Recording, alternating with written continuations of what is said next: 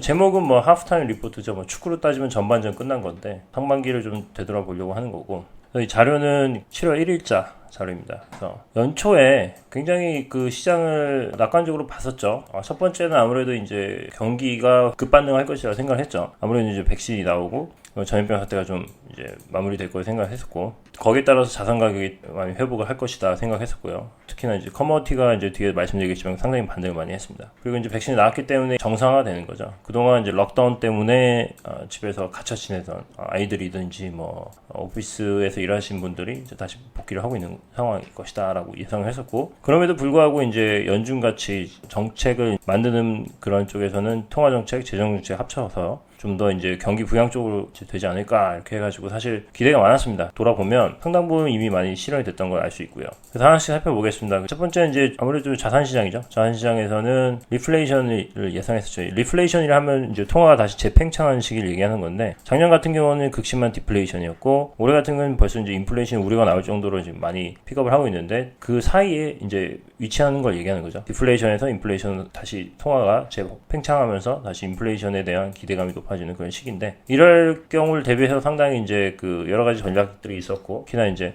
시클리컬 주식을 따지면 그런 것들, 그리고 그동안 이제 수요가 급격하게 이제 감소함에 따라서 많이 눌려 있었던 커머디티, 그런 거에 대해서 이제 리스크 온 될 것이라 생각을 했었는데, 현재까지 이제 실현이 되고 있고 원자재가 상당히 많이 올랐습니다. 아무래도 이제 다시 경제가 돌아가는 걸 대비해 가지고 이제 원자재에 대한 수요가 다시 늘어난 거죠. 그럼에도 불구하고 이제 주식시장 나쁘지 않았어요. 인플레이션 대표적인 수혜주 원자재 주식인데 5회대 전략으로 봤을 경우도 그렇죠. 근데 글로벌 에쿼티도 거의 뭐 두 자릿수로 올랐습니다.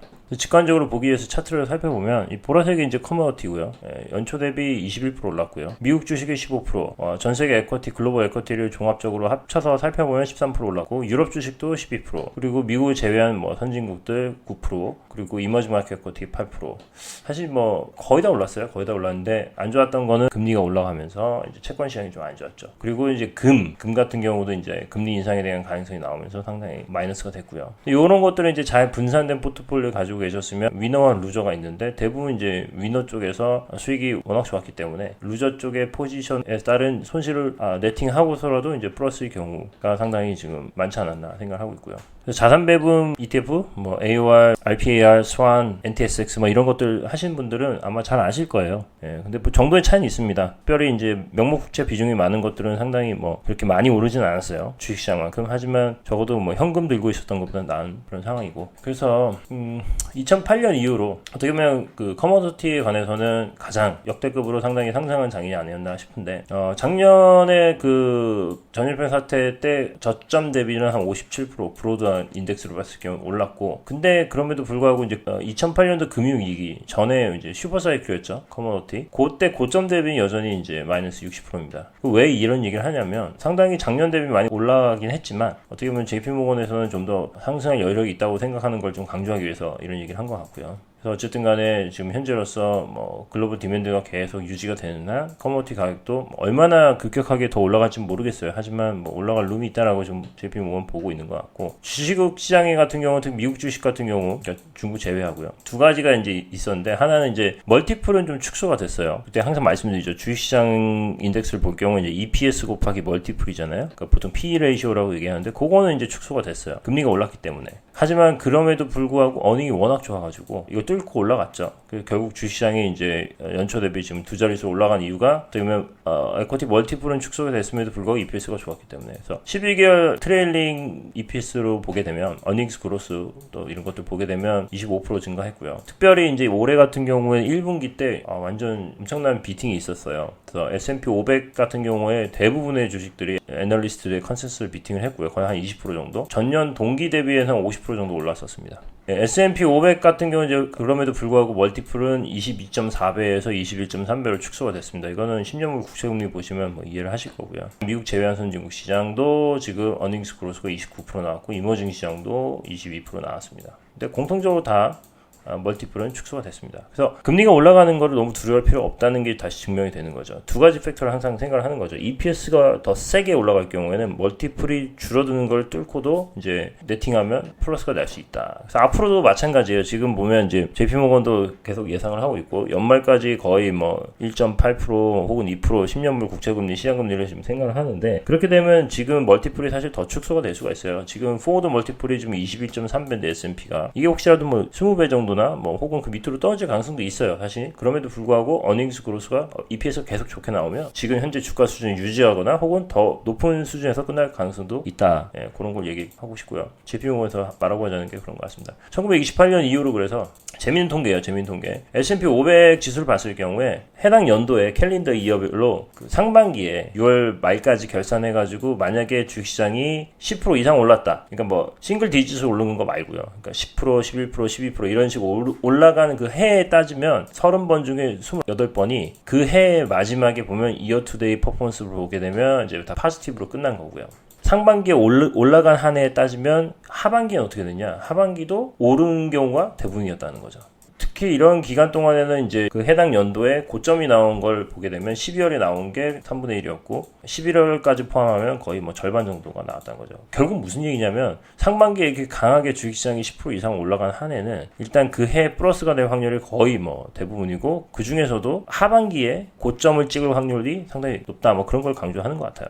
두 번째 인플레이션입니다. 인플레이션에 대한 공포감은 JP모건에서는 이미 뭐 지나갔다. 최악은 지나갔다라고 생각하는 겁니다. 물론 앞으로도 계속 이제 여러 가지 인플레이션에 대한 뭐 헤드라인 뉴스가 나올 수 있어요. 특별히 이제 인플레이션에 관한 뭐 물가 지수들이 계속 발표가 되면 또 한편으로 이제 인플레이션을 가장 이제 영향을 주는 게 고용시장이잖아요. 고용시장이 어쨌든 간에 회복이 되는 것이 가파르게 되면 또 여러 가지 인플레이션 이런 거에 대해서 또 뭐 금리 인상과 더불어서 막 나올 수 있죠. 커머디티 가격도 올라가고 하면. 근데 그럼에도 불구하고 이제 피크는 지나간 거 아니냐. 그래서 특별히 이제 눈여겨봐야 되는 거는 3월 대비 6월 달에 FOMC 미팅에서 유의미한 변화가 있었죠. 이때 이후로 테크 주식 많이 올라갔어요. 특히 빅테크가. 이유인즉슨 이제 그 3월 달까지만 해도 점도표가 중위수가 2023년까지는 없다. 금리 인상이 없을 것이라고 예상했는데 6월 달 보니까 한 2번 정도 이상을 보는 바람에 연준이 디플레이션 파이터에서 인플레이션 파이터로 다시 돌아오나? 그러면은 어떻게 보면 장기 금리 상단선이 과거 에스티메이트보다는 좀 내려갈 수 있겠네. 그러면 롱 듀레이션 에셋에 해당하는 자산 가격이 그동안 눌렸던 헤드윈드가 줄어들면서 가격이 회복할 수 있겠네. 이런 논리로 아마 지금까지 온 것 같아요. 또 인플레이션 피어를 그럼 어떻게 측정하냐? 뭐 쉽게 얘기하면 뭐 구글 서치에서 인플레이션 단어 딱 검색해보면 가장 많이 나왔던 게 이제 4월 CPI 지수가 발표됐던 5월 12일 날입니다. 이때 4월 달에 CPI 소비자 물가 지수가 이제 역대급으로 세게 나오면서 상당히 인플레이션에 대한 리스크가 굉장히 크게 부각이 됐었죠. 근데 아이러니하게도 그때가 사실은 이제 피크였던 거고 그 이후부터는 지표들 보게 되면 5월 12일까지는 5년짜리 브레이크 이븐 레이시 이제 78bp 올라갔었고 럼버 가격 84bp 4% 올라갔고 뭐 옥수수 가격 뭐 S&P 텍 이런 거 눌려 있었죠. 근데 5월 12일이 변곡이었어요. 그때 공포감이 이제 물국 필반이라 그러죠. 항상 뭔가 그게 달하면 만물은 반전이 일어나는데 그때 이제 공포감이 피크를 찍은 다음에 5년짜리 브레이크 이븐 같은 경우는 그때 대비 오히려 25bp가 빠졌고 럼버 가격은 뭐 계속 말씀드리지만 지금 상당히 많이 폭락을 했죠. 고점 대비 56% 빠졌고 옥수수 가격 5% 빠졌고 그동안 눌려 있었던 대표적인 롱 듀레이션 에셋에 해당하는 테크 섹터가 이제 13% 올랐고 나스닥 100이 12% 올랐죠. 그래서 한마디로 이제 인플레이션에 대한 뭐 공포감이 이미 지나간 거 아니냐 생각을 하고 있고 CPI 지수 말씀드렸고 그 테크 주식이 이렇게 그래서 올라갔다. 그리고 인플레이션에 관한 그 이게 뭐 지속적이냐 아니냐 뭐 여러 가지 계속 아직도 이제 논쟁이 있는데 현재까지는 뭐 구겐하임도 맞았죠. 스캇 마이너드. 그 JP모건도 약간 비슷한 생각이에요. 일시적일 것이라고 이제 연준의 말을 믿는 그런 스탠스를 취하고 있는데 당시에 이제 그 인플레이션의 주범이 뭐였냐? 그 서플라이 공급 체인에서 약간 버틀렉이 생겼고 아직도 해결이 안 된 것들이 있어요. 대표적인 이제 반도체인데 차량용 반도체 가격이 없는 바람에 중고차 가격이 폭등을 한 거죠, 사실. 그럼에도 불구하고 나머지 브로드하게 봤을 경우에는 이런 인플레이션 관련된 물가 지표들은 좀 약간 이제 좀 톤다운 되지 않겠냐라고 생각하는 거죠. 또 그 중에 하나의 이유가 이제 듀러블 인플레이션이죠. 연준에서 가장 눈여겨보는 거는 이제 거주 비용이죠. 거주 비용. 하우징 렌탈 프라이스하고 그리고 그 고용 시장에 관한 임금 상승률이죠. 이 두 가지 지표가 이제 사실은 지속적인 인플레이션을 만드는 가장 메이저한 두 가지 이제 품목인데 요런 거는 상당히 뭐 아직까지는 가격 상승이 높지가 않다는 거죠. 만약에 이런 것들이 다시 상승을 하고 뭐 너무 이렇게 또 오버슈팅 되는 게 나오면 인플레이션에 대한 기대감이 완전 바뀔 수 있고 거기에 따라서 연준의 금리 정책도 스탠스가 완전히 바뀔 수 있고 채권 시장이니 뭐니 다 바뀔 수 있는 거죠. 말 나온 김에 그래서 이제 고용 시장을 좀 보게 되면 고용 시장은 앞으로 여전히 회복될 여지가 많다라고 생각하고 있습니다. 제 비용에서는 2020년도 4월 달에 락다운을 했었죠. 그때 몇 명이 해고가 되냐면 미국에서 2,200만 명이 해고가 됐어요. 그 중에 상당 부분 많이 이제 재하이어가 되면서 잡을 다시 찾기 시작했는데 그럼에도 불구하고 그 전염병 사태 이전 레벨보다 지금 현재가 사실 700만 명이 여전히 지금 실질적으로 남아 있거든요. 넘팜 페이롤 비농업 지수죠. 서비스 섹터 같은 경우는 지금 회복률이 전염병 사태 대비 지금 한 66% 정도 회복이 됐어요. 그래서 레저, 하스피털리티, 뭐 에듀케이션, 뭐 여러 가지 이런 섹터들이거든요. 가장 많이 회복을 한 게 아무래도 건설 경기가 좋으니까 80% 정도 회복을 한 거죠. 근데 하반기에 어쨌든 간에 계속 말씀드리면 9월 말 되면 이제 보조금이 혜택이 없어지면 이 상당 부분 이제 다시 일을 할 수밖에 없는 상황인데 그런 사람들이 주로 포진해 있는 곳이 이런 호텔 관광업, 이런 레스토랑 비즈니스 쪽이거든요. 에듀케이션 이런 것도 해당이 되죠. 왜냐면 학교가 문을 그동안 닫았기 때문에 그런 것들이 이제 상당히 많이 회복이 되면서 전체적인 언임플로이먼트 비중이 많이 줄어들지 않겠나 생각하는 거죠. 그래서 재밌는 서베이가 있어요. 미국의 Job Openings and Labor Turnover Survey라 그래서 JOLTS라고 하거든요. 4월달에 이 지표를 보게 되면 상당히 아이러니합니다. 잡 오프닝을 보면 기업들은 계속 하이어하려고 그래요. 그래서 그 당시에 930만 명의 그 잡 오프닝이 나왔어요. 한마디로 필요하다 이거죠. 인력이 필요한 건데 그만둔 사람들의 퀵 레이지죠. 일을 그만둔 사람들이 2.7% 높게 나온 거죠. 한마디로 미스매치가 발생하고 있습니다. 지금 기업들은 빨리 사람을 뽑고 싶은데 일을 안 하는 거죠. 왜 안 하냐? 뭐 이건 보조금 때문에 그래요. 보조금이 없어지면 이제 복귀를 하겠죠. 그러니까 이게 또 영향을 미치는 게 이제 학교예요. 학교가 다시 열려야지. 지금 같은 경우 맞벌이 부부 같은 경우는 둘 중에 한 명은 애를 봐야 되잖아요. 어쩔 수 없이. 그런데 이제 다시 학교가 가을께쯤에 열리면 다시 이제 복귀를 할 수 있는 거죠. 이런 것들이 맞물리면은 상당히 9월 말까지 이제 보조금이 없어지니까 그때까지 아마 기다리기보다는 선제적으로 뭐 한 달 혹은 2달 전부터 미리 이제 잡을 찾겠죠. 그러면 아무래도 그런 고용에 대한 지표들이 상당히 올라가고 그러니까 실업률이 줄어들면서 더 중요한 거는 임금 상승률이 얼마만큼 나오느냐 그거에 따라서 이제 바뀌겠죠. 아무래도 지금보다는 뭐 나아질 확률이 굉장히 높기 때문에 그런 뉴스들이 좀 나오면서 이제 10년물 국채 금리도 점점 우상향하지 않을까. 그래서 연말께 되면 한 2% 혹은 그 이하에서 뭐 1.8에서 2.12% 뭐 이 정도 사이 밴드에서 아마 형성이 되지 않을까 싶습니다. 레저 하스피털리티 섹터가 지금 회복 안 한 그러니까 포지션 중에 33%를 좀 차지하고 있는데 이런 거에 해당하는 게 요거죠. 뭐 여행, 야구 게임 뭐 이런 축구 게임 이런 관람하는 것들, 콘서트 그리고 이제 뭐 외식하는 것들이죠. 이런 것들이 아무래도 이제 금방 회복을 하지 않을까 앞으로 생각하고 이미 주가에는 뭐 상당히 선반영이 됐겠죠. 오히려 expectation, 기대감보다 실적이 좀 적게 나오면 그런 주식들은 오히려 주중으로 갈 수도 있고요. 근데 생각보다 더 빠르게 회복이 되면 더 좋게 나올 수도 있는 거고요. 네 번째는 이제 전염병 사태. 지금 같은 경우는 상당히 몇몇 국가에서는 이미 끝났어요. 끝났다고 얘기해도 될 만큼의 사실 많은 회복이 이루어졌는데 글로벌리 전체부적으로 보면 여전히 굉장히 비극적인 상황이 발생하고 있습니다. 통계를 좀 살펴볼게요. 그래서 미국 같은 경우나 뭐 캐나다, 뭐 UK, 이스라엘 이런 쪽은 뭐 거의 뭐 끝났다고 하죠. 실질적으로 끝났다고 볼 수 있는 거죠. 근데 글로벌리 보기에는 숫자가 상당히 안 좋게 나와요. 그래서 2020년도 전체, 이거 전체예요. 상반기만 본 게 아니라 전체랑 비교를 해도 2020년도에 확진자 수가 8,350만 명이었으면 지금 상반기만 봤을 때 2021년도엔 9,800만 명이고 더 이제 심각하게 봐야 되는 건 이제 사망률이죠. 사망률은 2020년 통틀어 가지고 190만 명이 돌아가셨는데 2021년 상반기에만 해도 벌써 200만 명이 넘었어요. 이상하죠. 왜냐면 미국이라든지 뭐 선진국들은 굉장히 지금 뭐 백신 보급이 잘 되고 있어가지고 뭐 거의 뭐 코로나 끝난 거라고 생각하고 있는데 지금 글로벌리 보면 그게 아닌 거죠. 그 왜 그러냐면 이제 백신이 보급됐냐 안 됐냐에 따라서 극명하게 갈리는 건데 캐나다 같은 경우는 지금 68%예요. 그럼 뭐 거의 뭐 끝난 거죠. 적어도 이제 한 번을 이제 1차 접종을 받은 사람만 봤을 경우 얘기한 겁니다. 그래서 UK 같은 경우는 66% 정도, 이스라엘 64%, 미국 53%, EU 국가도 50% 상당히 많이 올라왔죠. 중국이 이렇게 되는데 문제가 뭐냐? 인도, 러시아, 뭐 사우스 아프리카, 뭐 브라질 이런 쪽이죠. 특히 인도가 심해요. 아마 이런 쪽에서 상당히 아직도 여전히 이렇게 확진자 수가 많고 뭐 산소 호흡기 뭐 이런 것들이 부족해가지고 많은 분들이 돌아가시고 있죠. 상당히 안타깝습니다. 그래서 아무래도 좀 시간이 지나면 선진국 쪽에서 어쨌든 간에 상당히 백신 보급이 어느 정도 완료가 되면 선진국에서 좀 이런 것들 도네이션 해가지고 좀 빠르게 캐치업할 수 있도록 도와주지 않을까 뭐 그런 움직임이 있지 않을까 생각하고 있고요.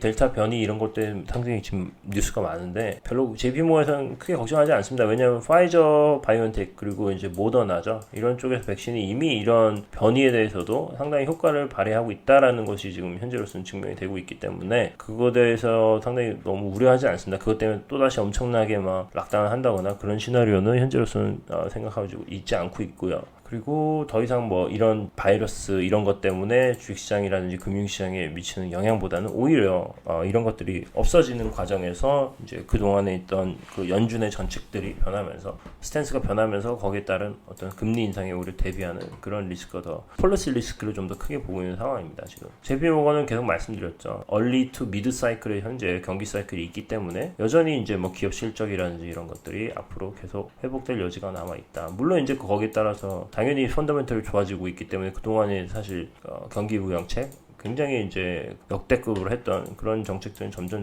이제 좀 바뀌겠죠. 정책적인 경우로 봤을 때 인플레이션 피크와 뭐 고점은 지난 거라고 생각하고 있습니다. 그래서 바주카라는 표현인데 미국 역사상 이렇게까지 돈을 푼 적은 없었던 것 같아요. 예전에 라이브 때도 몇 번 말씀드렸듯이 과거에는 연준의 통화 정책과 정부의 재정 정책이 사실 약간 견제하면서 균형을 잡으려고 했는데 이번 같은 경우 워낙 이제 좀 특이한 상황이었기 때문에 연준도 완화적 그리고 재정 정책도 굉장히 완화적인 그런 식으로 지금까지 이제 펴왔죠. 특별히 이제 통화 정책 관해서는 지금 이제 예상으로는 이미 지금 어떻게 보면 지나갔고 앞으로 이제 긴축만 남아 있다라고 좀 생각을 하고 있습니다. 적어도 JP모건의 생각은 아마 2022년 초에는 연준이 테이퍼링을 시작할 것이라 생각하고 있고 금리 인상에 관해서는 빨라야 2023년 하반기라고 생각을 하고 있습니다. 재정 정책 이런 것들을 보게 되면 뭐 거의 2조 달러에 관해서 지금까지 돈이 풀렸는데 사실 뭐 이번에 전염병 사태는 전체적인 풀린 비용은 사실은 5.2 트리리언 달러라고 하는데 이게 어느 정도 규모냐면 2008년도 금융위기 때 그때 거의 2.8배라고 합니다.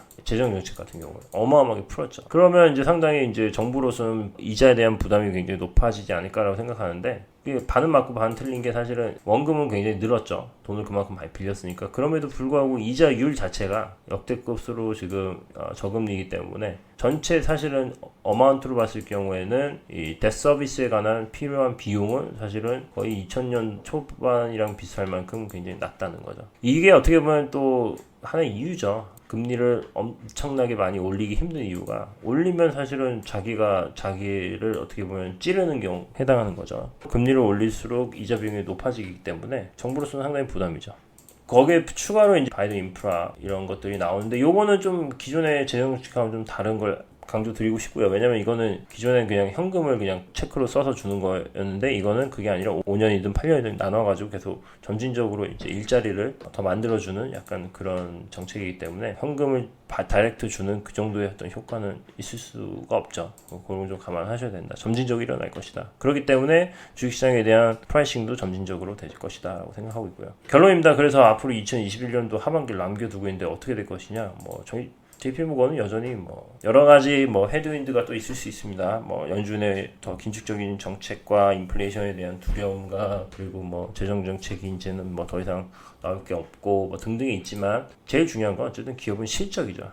멀티플이 축소된다 하더라도 실적이 좋게 나오는 한 뭐 좋게 생각하고 있고 그래서 자산으로 봤을 경우에는 채권보다는 주식을 선호하고 현금보다는 채권을 선호합니다. 근데 더 중요한 거는 이제 방법이죠. 어떻게 하면 대응할 것이냐. 그래서 항상 균형 잡힌 포트폴리오를 강조를 하죠. 그래서 주식도 볼 경우에 그로스와 뭐 밸류 요 두 사이에 바벨 전략을 쓰고 미국과 미국 이외의 자산들 그런 것도 이제 분산하는 거죠. 미국 이외의 자산은 아무래도 뭐 유럽을 얘기하는 것 같아요. 지금으로서는 계속 그동안의 흐름을 보게 되면 이머징이 해당할 수도 있지만 비중적으로는 선진국 비중이 더 클 것이라고 생각하고 있고 그런 것들을 이제 잘 하고 특별히 이제 앞으로 이제 부채 라이빌리티 사이드에서는 이제 변동을 갖고 계신 어떤 개인든 기업이든 국가의 경우에는 금리가 올라갈 리스크가 있기 때문에 거기에 대해서는 좀 미리 대비를 할 필요가 있다라고 생각하고 있는 것 같습니다.